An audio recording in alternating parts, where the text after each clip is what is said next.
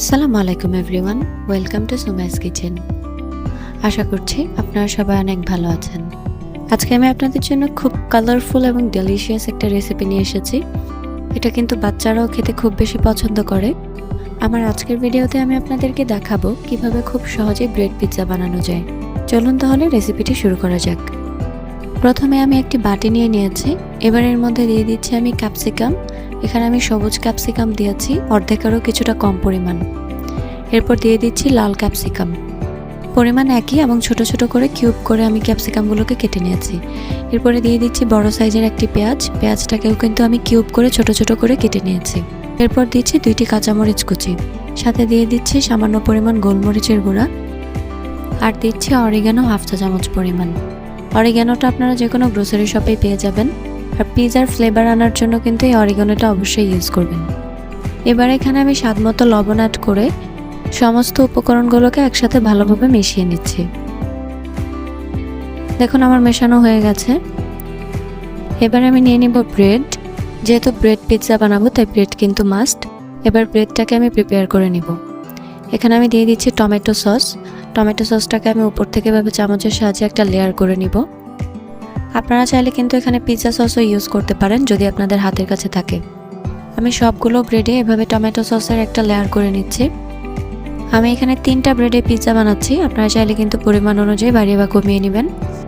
দেখুন আমার সসের লেয়ারটা দেওয়া কিন্তু হয়ে গিয়েছে। এবার আমি এখানে টপিংগুলো দিয়ে দিব।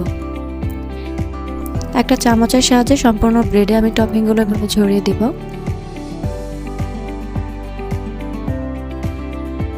আমি সবগুলো ব্রেডেই খুব ভালোভাবে টপিংগুলো দিয়ে নিচ্ছি। আপনারা যে যেমন খেতে ভালোবাসেন সেই অনুযায়ী কিন্তু পরিমাণ বাড়িয়ে বা কমিয়ে নিতে পারেন। টপিংটা অ্যাড করার পর আমি এখানে দিয়ে দিব চিজ। আমি মোজারেলা চিজ গ্রেটারে গ্রেট করে নিয়েছিলাম। আর এবার হাত দিয়ে উপর থেকে খুব ভালোভাবে ছড়িয়ে দিচ্ছি। চিজের পরিমাণটা কিন্তু যতটা বেশি দিবেন ততই খেতে ভালো লাগবে। তবে কম বা বেশি চিজ অ্যাড করার ট্রাই করবেন। চিজ ছাড়া কিন্তু পিৎজার ফ্লেভার আসে না। সবশেষে আমি অ্যাড করে নিচ্ছি চিলি ফ্লেক্স। খুব সামান্য পরিমাণ চিলি ফ্লেক্স আমি উপর থেকে এভাবে সবগুলোর উপর ছড়িয়ে দিই। আমার ব্রেডটা কিন্তু রেডি হয়ে গেছে। এবার এখানে আমি চুলায় একটি প্যান বসিয়ে নিয়েছি। আর এর মধ্যে আমি কিছুটা বাটার দিয়ে দিচ্ছি। বাটারটা ভালোভাবে মেল্ট হওয়ার পর এখানে আমি ব্রেড পিৎজাটা দিয়ে দিব। আমি পাশে আরও একটা পিৎজা বসিয়ে দিচ্ছি। আর এবার এটাকে আমি 5 থেকে 6 মিনিটের জন্য ঢেকে দিব। এই 5 থেকে 6 মিনিট খুব লো হিটে রেখে এই পিৎজাগুলোকে বেক করে নিতে হবে। 5 মিনিট পর আমি ঢাকনা উঠিয়ে নিয়েছি। এগুলোকে আমি তুলে নিব। আপনারা চাইলে কিন্তু এর থেকে বেশি সময় রাখতে পারেন। আরও বেশি সময় রাখলে চিজটা আর একটু মেল্ট হবে। সেটা আপনারা আপনাদের প্রেফারেন্স অনুযায়ী বুঝে করে নেবেন। আমি 2টো পিৎজাই তুলে নিচ্ছি।